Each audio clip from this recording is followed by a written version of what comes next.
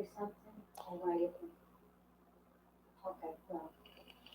All right. Well, last week we were interrupted with a interruption. Our internet went down, and then we couldn't get it up this week.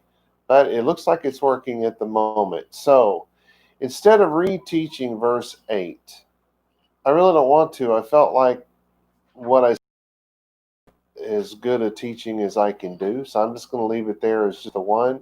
So where we were is the translation of verse 8. We're in Vayikra, which is also known as Leviticus in the Western world, chapter 7, verse 8. And my translation was, and the Cohen who brings the burnt offering for a man. Remember, that was wrong. It's and the Cohen who uh, you should think of it as the Cohen who accepts the burnt offering for a man, because it is for the man, but it is the man is the one who brings it. Remember that confusion there. And this is and hide, that's the skin of the animal, of the burnt offering that was offered. Then there was the Hebrew idiom, to he will be, which means it belongs to the Cohen. In short. So there were a couple of things. Nachmanides pointed out that the priest kept the skin of the sacrifice unless it was the shelamim, which those shelamim, here's shalom in that. Those are the peace offerings, and all that belongs to the person who brings the offering and not the Kohen. And he's, of course, right about that. And then Rashi wrote that any priest could take the skin, but even Ezra said no, only the officiating priest could take the skin as per the Hebrew text, which is kind of a moot point if you think about it. Okay, let's say only the priest who actually officiates can take the skin. I would agree with that. That's what the text says. But there's no law that says he can't turn around and hand it to the next guy. It's his. He can do whatever he wants to with it. And you would think after a while they might wind up with more skin that they can use. I mean, remember I said last week they would use it maybe for the curtain that they hung in their house, because their house was basically it's not a square. It's like, say, 15 feet long and 10 feet wide, that sort of rectangle. I knew it just wouldn't come out.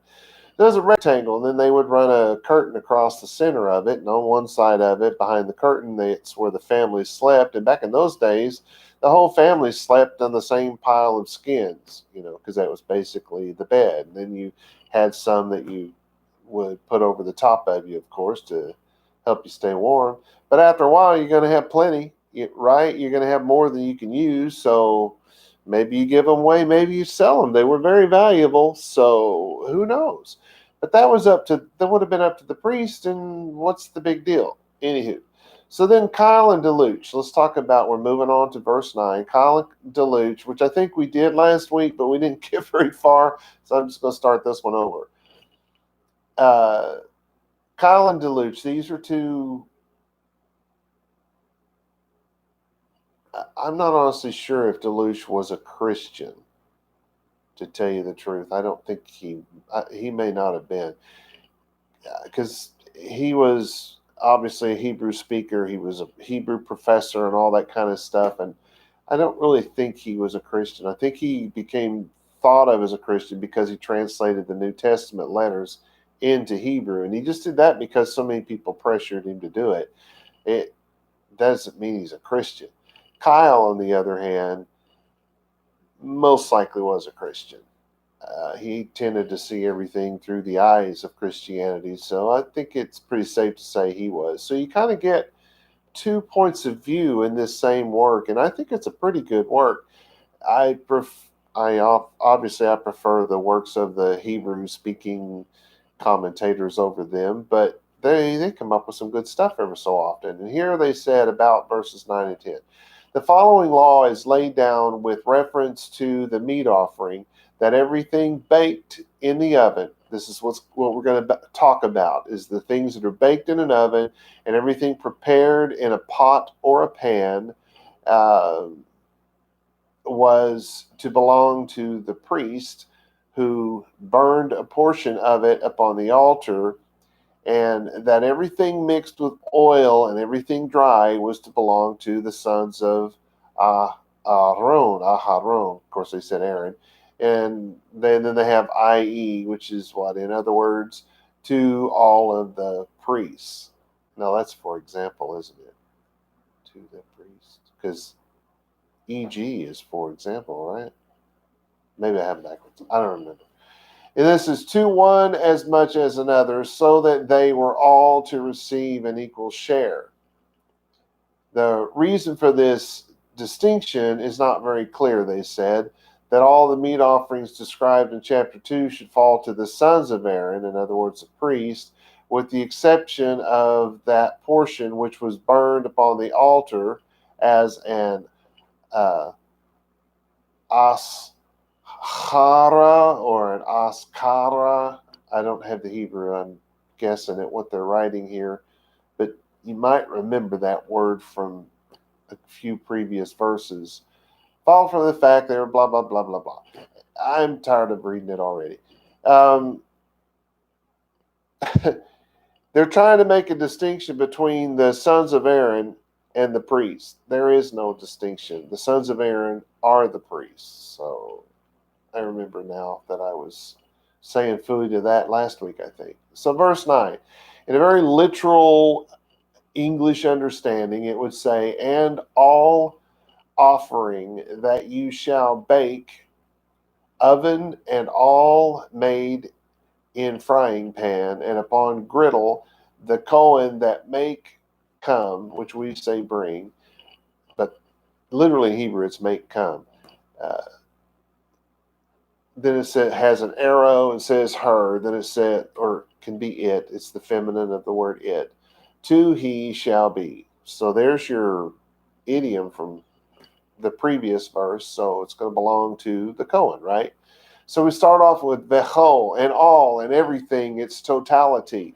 The whole thing. Let's put it that way. Mincha, all of the offering. Mincha, that's your word for offering. It's a gift, it's tribute, which was exacted from a tributary. People called a tithe a tributary. People should say something like people called it a tithe or a gift. Seems like that would make more sense, but this is something that I got out of the Gesenius, which is a decent, it's really the best book if you're going to be trying to explain to an English-speaking Westerner what something means in the Bible. Briggs and Stratton, is that? No, that's a lawnmower. BC, Brown Driver Brig. Okay, so we're not comparing this to a lawnmower. The BDB, Brown Driver Brig. I don't particularly care for that book. A scholar friend of mine, he's really a mentor of mine. Please pray for him. He's in bad shape physically and in need of some help financially. He's got what's that GoFundMe page going to try to help pay for he has prostate cancer and he's in bad shape. So remember him in your prayer. It's Dr. Blizzard. We were talking one afternoon. We'd spent the whole day together, going over this verse and that verse and all that. And I said something about the Gesenius, and he said, why would you use the Gesenius? We have the Brown Driver Brig. I said, well, I prefer to get things from the horse's mouth instead of looking at books that are, about something someone else did. He gave me this funny look and said, what are you talking about? And I said, the Brown Driver Brig is based on Gesenius. He said, what? And he really kind of says it that way. And so he picks up his Brown Driver Brig. He did not believe me, not one little bit. And I said, look, it's in the front of the book. He opens it up and it says, this work is based on the work of H.W.F. Gesenius or something like that. The Gesenius. And he couldn't even believe it. So I think that Gesenius is the very best of the best when it comes to an English translation of all things Hebrew. So anyway, that's where that came from. Seems like he had a word missing there, though. So after Minhal, it was Asher Te'afeh, which is you that you shall bake. So all the offerings that you bake, and you will bake them. There will be times when you do these things. It's to cook, to bake, especially bread or a cake in an oven. Now, their ovens were a little different than ours. They generally were either like what we think of as a pizza oven. You know, the old ones that were made out of stone. They had ovens just like that way back in the day. That goes back thousands of years. That is not new. And then others of them had a big hole in the ground and they'd cook their food. And particularly if you're cooking a lamb, the whole thing, it would be dropped down into in the ground in a hole and cooked in there. If you want to see that, you can look it up on Google probably under Sumerian Passover because they still do that in Israel. They dig the holes and they cook them in the ground. So I actually watched that once, so I know it's there. Of course, it was years ago, but anyway. So you bake anything that you bake, and this is ba tanur. That's oven. You hear that? Do you remember that from a teaching I did about the fire that was on the mountain, and it was like a pyroclastic flow? This is the same word, but it's about the heat of the oven. Or overheat in this case, a furnace they sometimes call it. Then it says, in Gesenius wrote, the Orientals, which have often the form of a great pot, and the pot is your kettle. Is that what we call those? Yeah. Call them kettles. They did, in fact, have kettles like what we think of today. They had those very objects way back thousands of years ago. And some people call those ovens. I thought I would point out, it said Orientals, right? Okay, where is the Orient? What does the word Orient mean? Orient means east. And where is the Orient then? It's in the east. And where is Israel? The middle, the smack dab middle of the east. Yes, Jews are Oriental. Okay. Then Naasa, that's properly to labor, to work about anything, to make, to produce, to labor, to manufacture, to fabricate. Haven't had that one in a while, have we? At least not since last week. Well, I haven't read it in a while. All right, so then we have the Ba Marcheshet, which is a frying pan, a pot, a cauldron, properly a vessel in which things are boiled. So it could be a pan, just anything that you boil something in. That's kind of the idea behind the word. Because the root of it is, of course, of something boiling up. All right, then we have ve'al, which is upon and upon mahovat. They call it a griddle because it's flat. And yes, they did have a flat griddle back then. Isn't that neat that after all these thousands of years, the only thing we've added to it is nonstick surface. And probably back then they had something they put on it that made it nonstick. Who knows? All right, so then it says La Cohen, so it's for the Cohen, Hamakeriv or Hamachriv, which would be, I think, the way they say it modern, but not the way they would have said it back then. They would have said Hamakeriv. Then it says that make come. So we say that bring. So the Cohen that brings what? Ota lo tiye. Well, it didn't say what he was going to bring. It must have said it before. Cohen that makes bring. So remember, we speak things backwards. So this is the offering that they've brought from the frying pans and the griddles and the ovens, right? That's what they're referring to. Because the next thing it says is Ota, which is the arrow that points somewhere. But at the end of it, it has the Vav, which is he. Oh, okay, Ota. I moved too fast, too far, too fast. This is et with a hey at the end of it, so that makes it feminine. So it's either to it or to him. And then it says lo, and this is sound alike because this is just a lamed and a vav, so that's to him. So first we have her, now we have him, and then it says tia, which means shall be, it shall be. All right, so our translation is real simple. And every offering you shall bake in an oven, and everything made in a frying pan and on a griddle, the Cohen will bring. And then it says to he will be. So it belongs to the Cohen. Again, this is one of those things that confuses people that don't speak Hebrew. It sounds like the Cohen's bringing all this stuff. Well, in a sense he is, because you bring him this stuff that is baked, and then he brings it before God to, it's just ceremonial at this point. God's not going to eat it. God doesn't eat our food.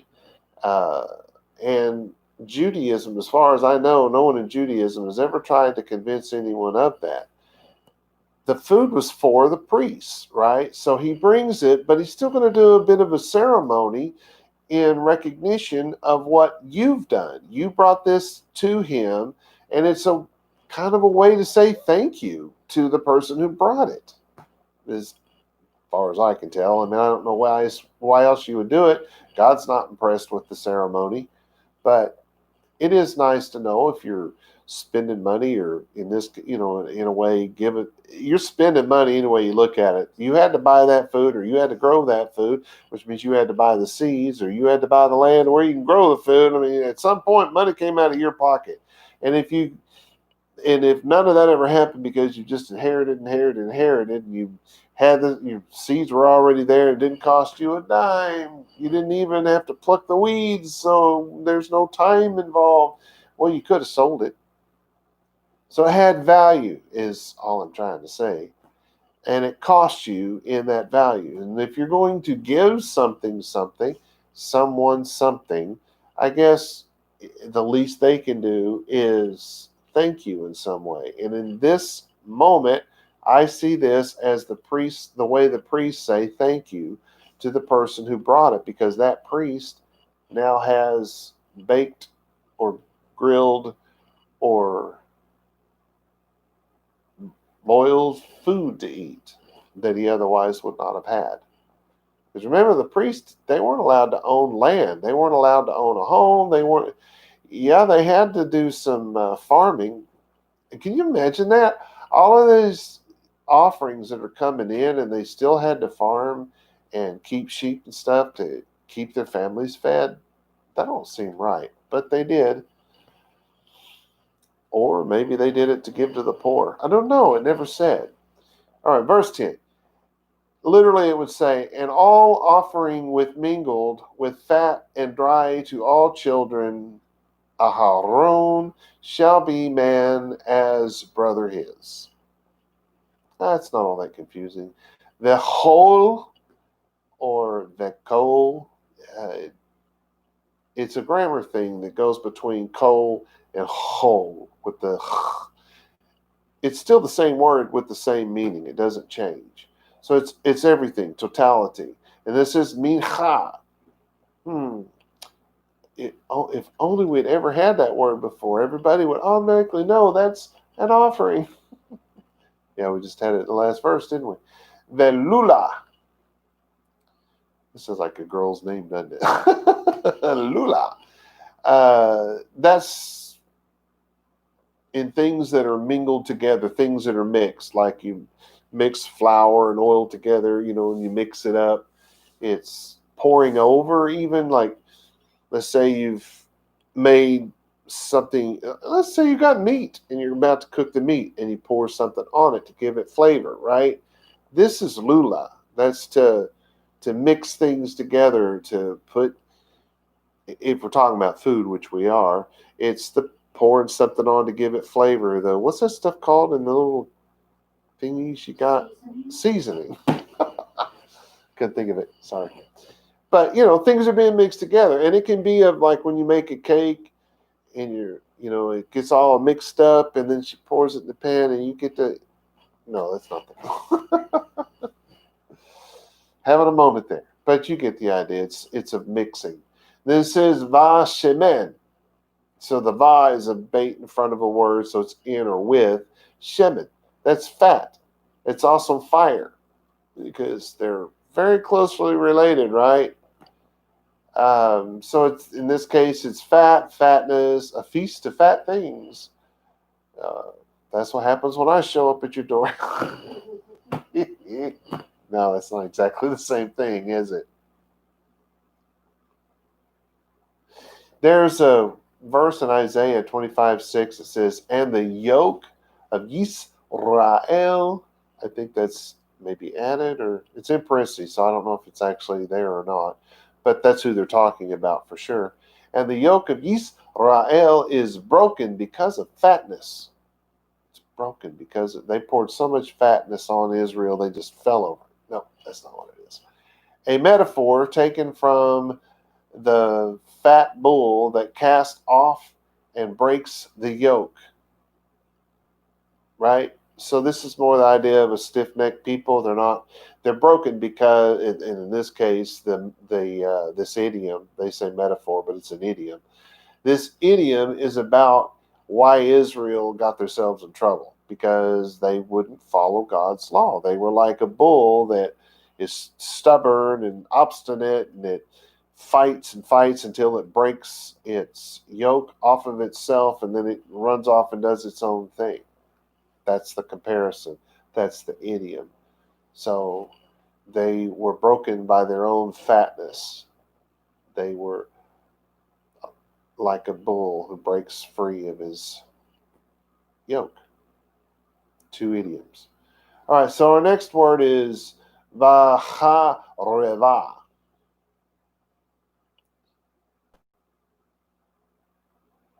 It's, of course, the first part is the word and. Hareva, dry, laid waste, destroyed. You remember Hebrew's the language where you got a word that has a lot of meaning, right? So the dryness, to be laid waste, like you have a land that's laid waste, what would that land be? A desert.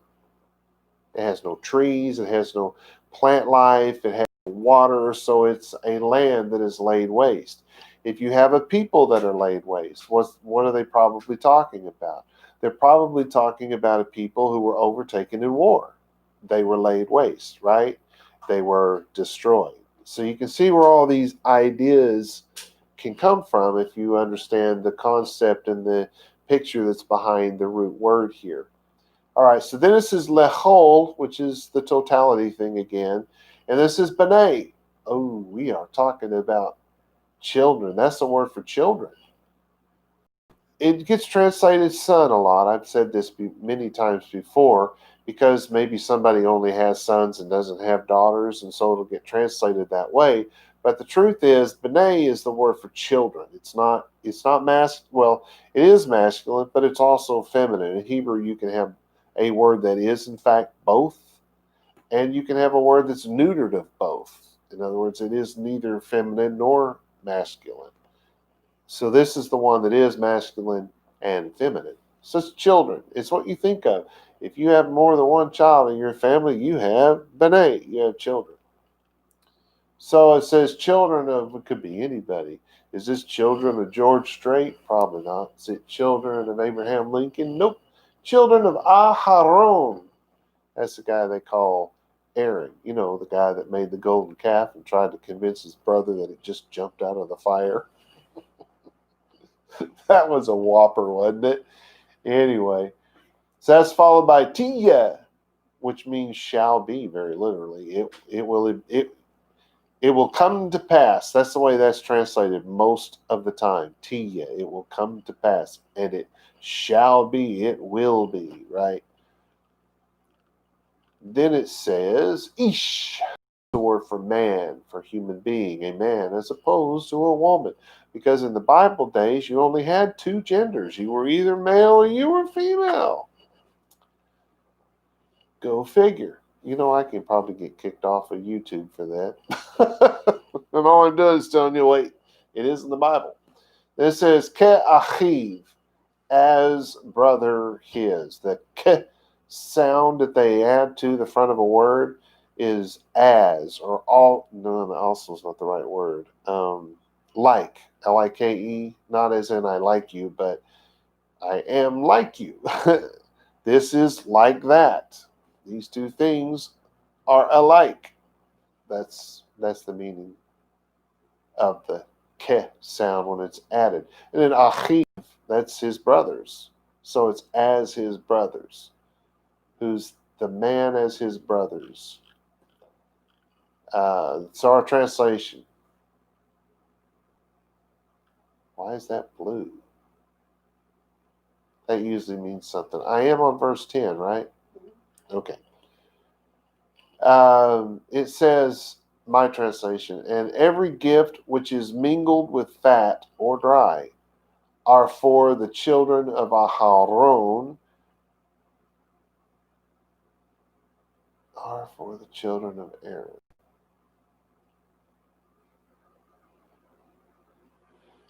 I've left out the word he. It will be, and then it's an idiom, man as his brother. It will be the same. So I didn't put anything down there. That's a little not quite saying what's being said here. And every gift which is mingled with fat or dry. I don't remember it saying that. Let me back up a second and make sure I got this right. Because sometimes I mess up. And all offering that's mingled with fat and dry. So whether it's dry or it's mingled with fat makes no difference. They are going to be considered the same. And every gift which is mingled with fat or is dry, these are for all of the children of Aharon. It will be the same. What will be the same? The dry or the mixed offering. When they are brought to the temple to be sacrificed, those offerings, whether it's dry or fat, they are for the children of Aaron. They're all, whether it's dry or fat, doesn't make any difference, is what they're saying here. The word mingled. Onkelos by Drauzine and Wagner wrote, and I quote, Onkelos fluctuates between 5 different substitutions for the Bible's harav, which means dry, and uses words that fit the context as context of the passage. Mixed, dry, drought, dry land, and waste. So onkelos is more literal in his translation. I have a problem with that because there are times when any of these words will do.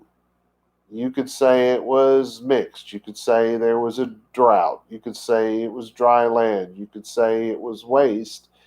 And it could be any one of the 2 or 3. And for us to make that distinction, it gets us in a little bit of a bind, because what seems right to us today may well seem wrong to us 10 years from now. So I tend to not do what he did and just give you what the word meant in a very general term, the way it was given in the Bible. I don't disagree. I don't think that what he's doing is wrong.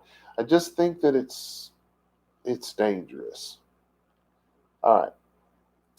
Now, before we go on to 11, Kyle and Deluche said of verses 11 through 36, they said, the law of the peace offering, which he shall offer to Yahweh, and then in parentheses they say, the subject is to be supplied from the verb, and then they say, contains instructions. 1, as to the bloodless accompaniment of these sacrifices, speaking of verses 12 through 14. 2, as to the eating of the flesh of the sacrifices, and that refers to verses 15 through 21. with the prohibition against eating fat and blood, which comes from verses 22 through 27, and 3, as to Yahweh's share of these sacrifices. And then that refers to verses 28 through 36. I bring this up because I really like how they've broken this down, because it is correct. That's a very good way to look at it. So if you don't have the Kyle and Deluche set of books, you ought to get them. They're real cheap. I mean, when they were all the rage, they were very expensive. But now you can go on eBay and get them for a song. And if you don't like books, of course, what am I trying to say? Ow. I prefer books. I like to hold them in my hand. I like to flip the pages. I like to underline things or write notes, on the book, and then put little sticky things out of the book so I can find those little notes. But you can get this in a PDF file. I have it in a PDF file. I have to read it mostly in a PDF file because the set of books I have are so small, they're very hard to read. So I read it in the PDF file, find what I want, find it in the book, mark it in the book, put my little sticky tab. I don't know why I do that. It's just something I do because I'm weird. All right, so we can move on to verse 11. It's a short one. It says, "And this instruction, sacrifice the peace," it's actually peace in plural. We don't have that in English, but because if you say pieces, what do you think that is, right? Pieces of something, like some broken glass. But this is peace in plural. Then it says, "that he bring to Yahweh." All right, so it says, "vezot," and this. And that's the way we use it in English. And this ring, and this finger, and this fingernail. I don't know. You get the idea. So what's the this? Well, that's going to be in the next word. Torah. We hear Torah, right? And that's Torah in plural. Instructions. And this instructions. There's two reasons why you use something in plural in Hebrew. Well, there's more than two, but in this case, if an instruction goes on throughout eternity, I don't know if you guys know this, but God's law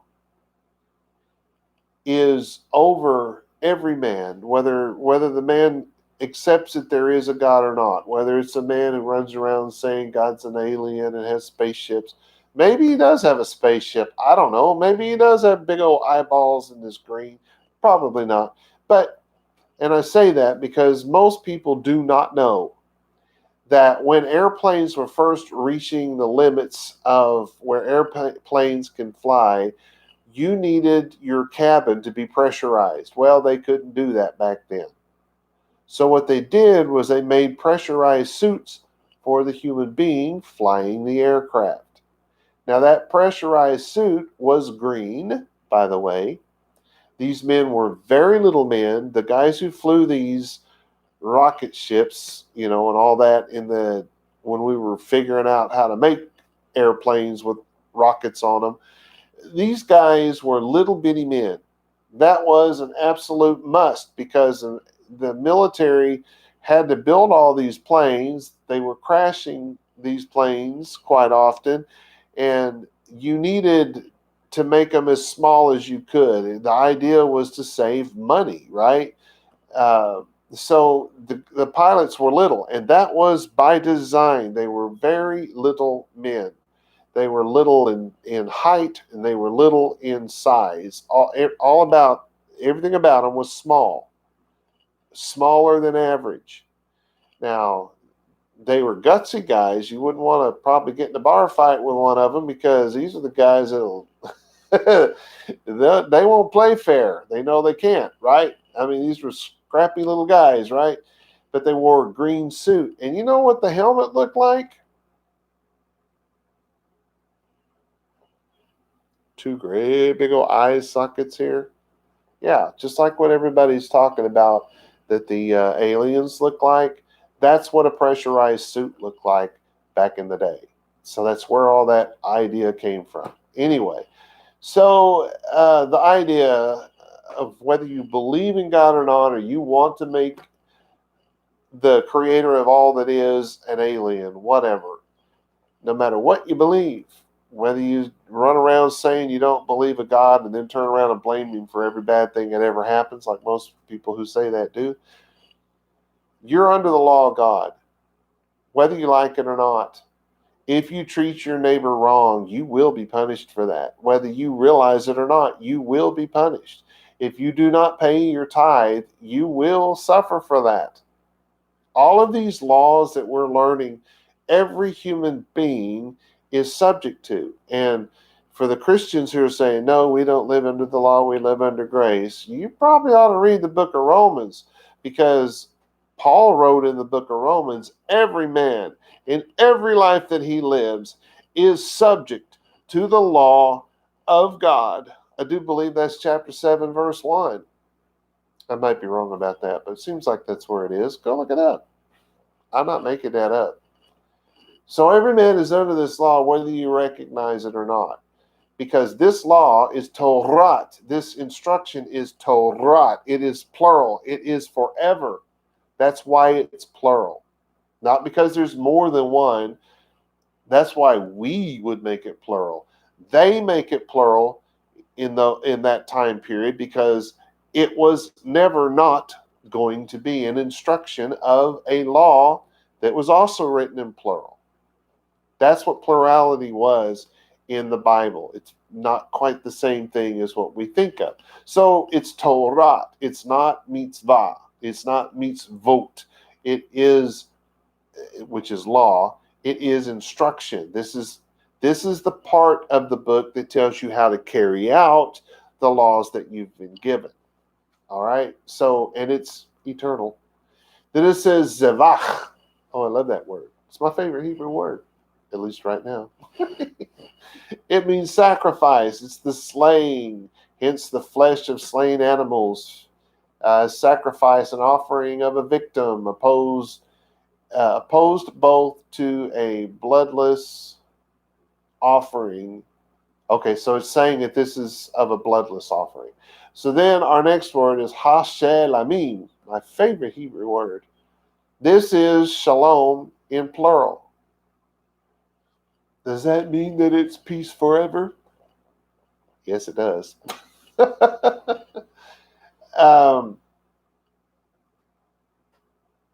It's funny. It says retribution. Remuneration? What's that word? I don't even know what that means. But then it says reward, hence thanksgiving. A Eucharistic offered in giving thanks. It's a thank offering. This is the Shalom that we spoke about when we first started today. This is the idea of the thank offering. It says Asher Yakariv, not Yakriv like they say today. They would have said Yakariv, but they may not have rolled their R's. I'm not really positive that was part of Judaism way back in the day. I think that that's the Sephardic influence on, the Spanish influence on Jews. But it could go back further, who knows? This is to approach, to come near, used of men and poetically of things, especially of time. Specifically, God is said to draw near when he aids the afflicted. Those are said to draw near who worship him. It's the word, the way we would say it is bring, because we're going to approach God, and this is metaphorically, with an offering. And then it says La Yahweh, so it's for Yahweh, even though the priest eat it and not Yahweh. All right, so the translation is simple. And this is the instruction of the sacrifice and peace that are brought to Yahweh. So what just happened here?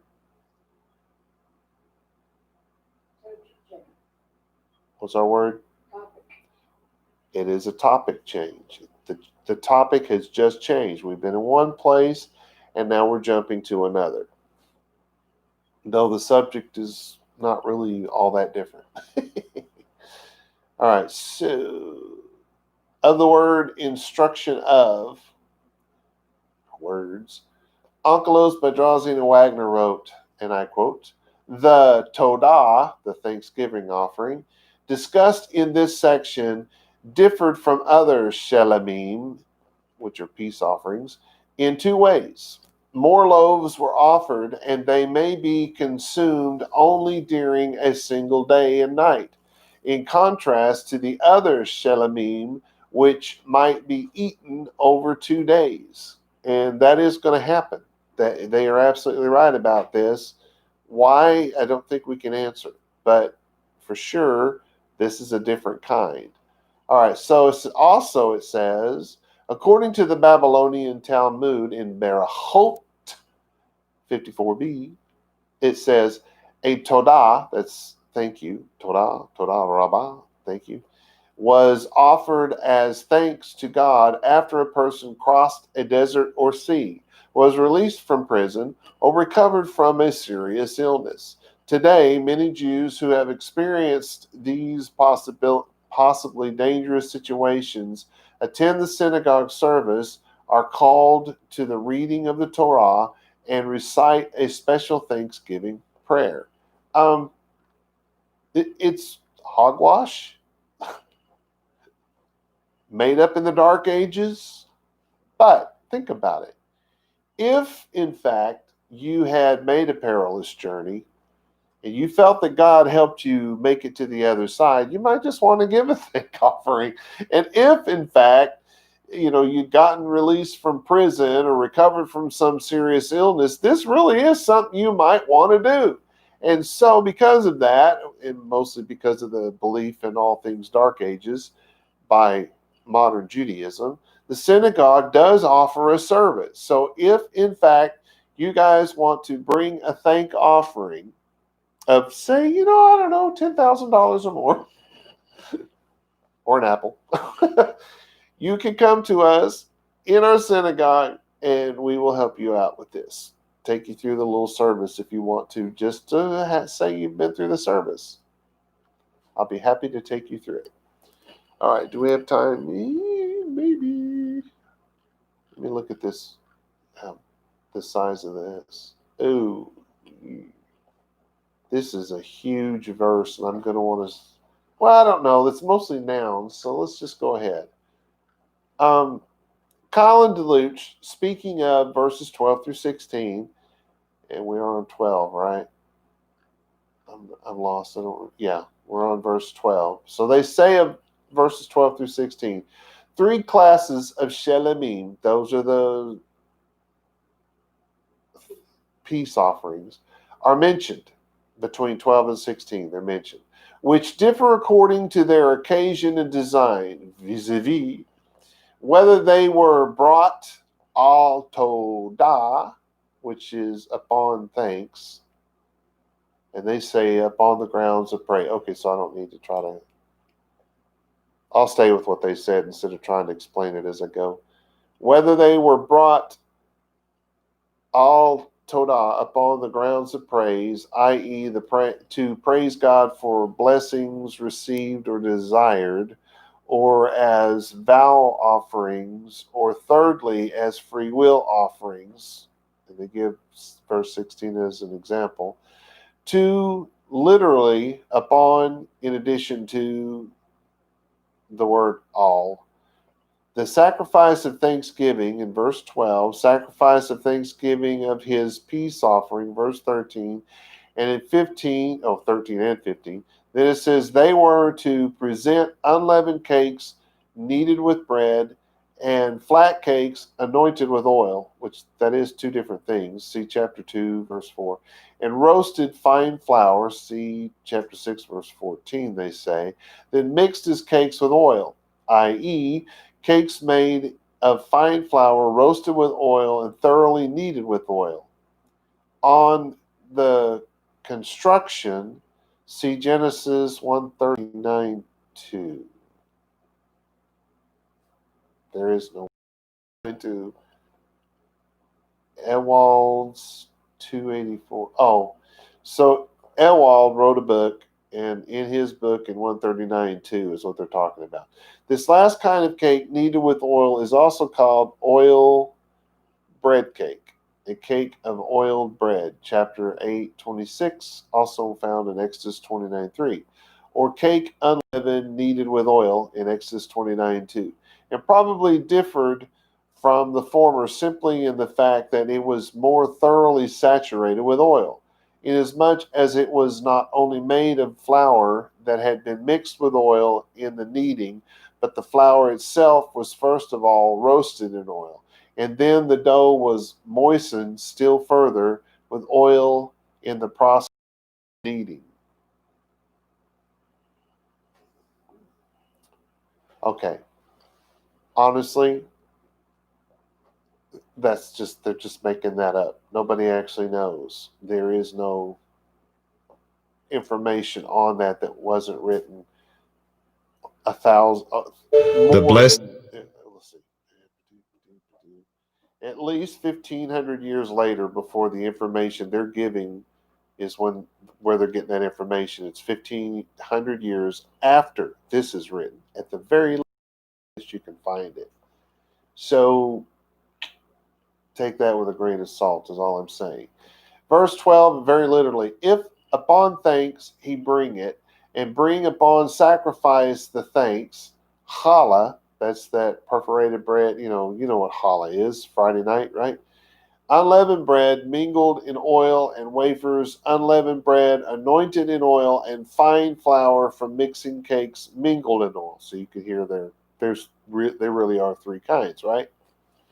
So it says im, which is if, lo, behold, truly, certain, because. There's all kinds of ways you can use it, but probably it's if. This is all if upon Torah. If it's upon Torah. If it's because the person is thankful, is the way you look at that. Ya kerivenu,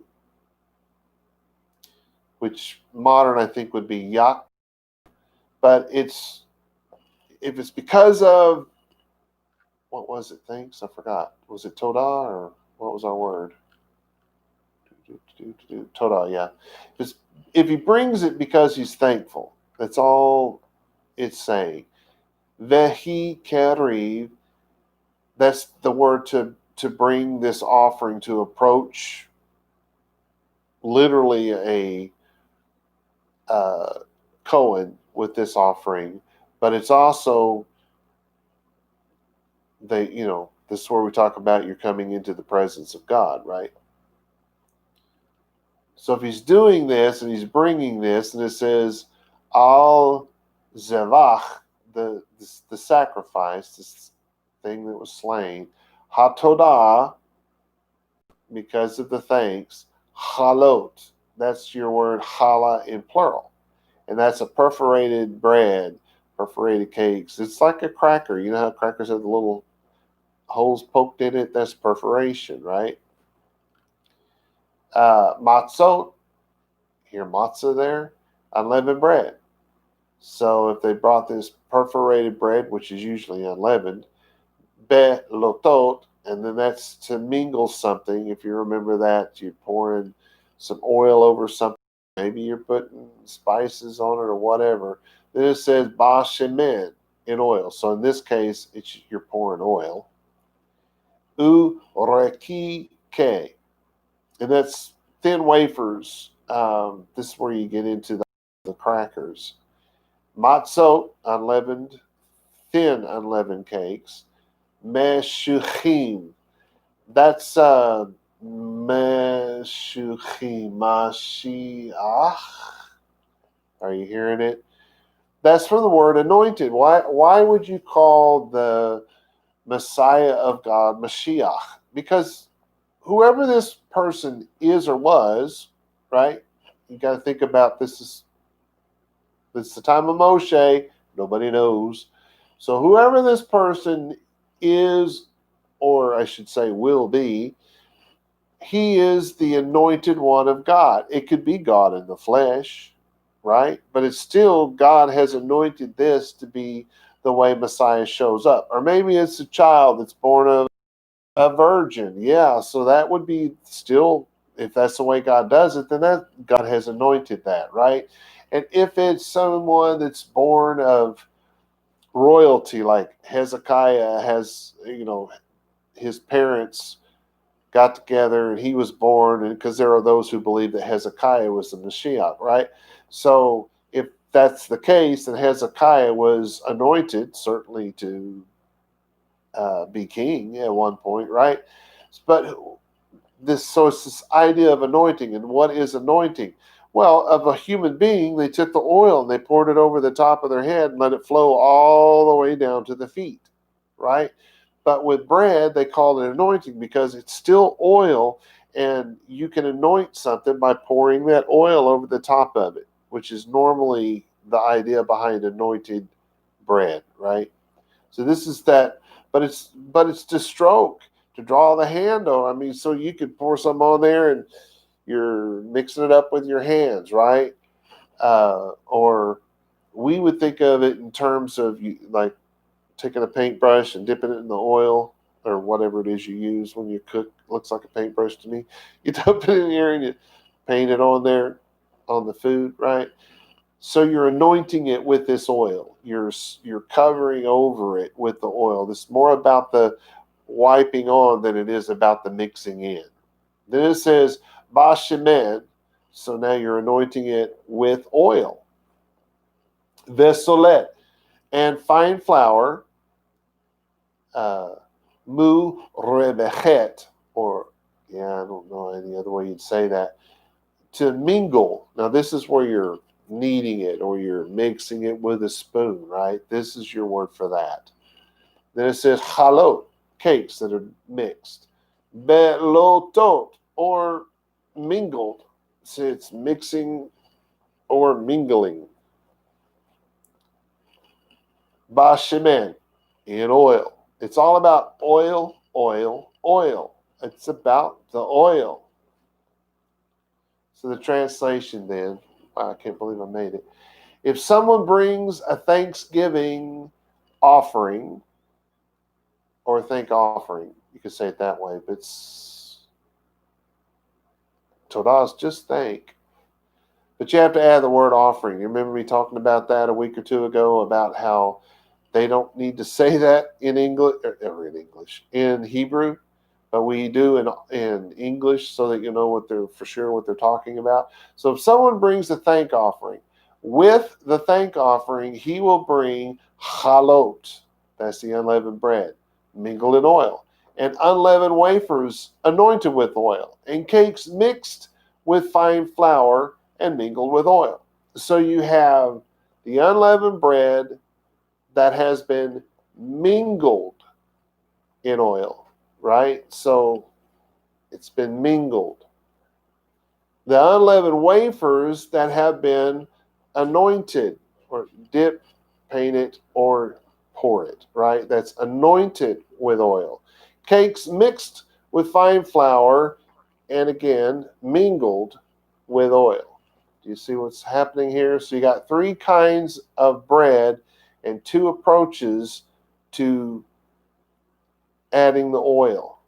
Of the word with, Onkelos Badrazin and Wagner wrote, Haskuni here and Saadia and even Ezra on verse 13, among other commentators, argue that the Hebrew word al, the word for upon, in this verse should be understood as with, but Nachmanides insists that it should be translated literally because the unleavened cakes, wafers, and bread were stacked on the sacrifice. I think that's a little bit off by Nachmanides, but he's not off by much. It's not because they were stacked. It's because of how the oil was introduced to the cake, just like the text says. hopefully, does that make sense, Donna? All right. We've truly run out of time.